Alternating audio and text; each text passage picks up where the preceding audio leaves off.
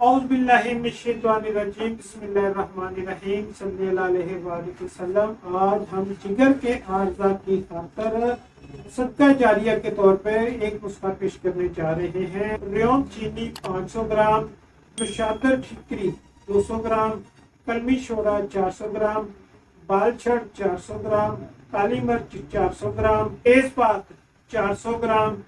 صفوف بنا لیں۔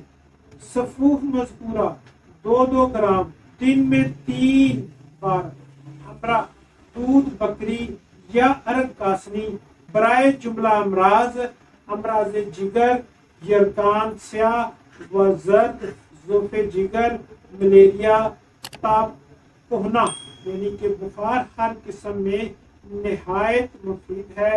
اللہ تعالی ہم سب کا حامی و ناصر۔ خالد دعا خانہ، چوک خانیہ والا، غلہ گودام، ضلع اپاڑہ۔ السلام علیکم۔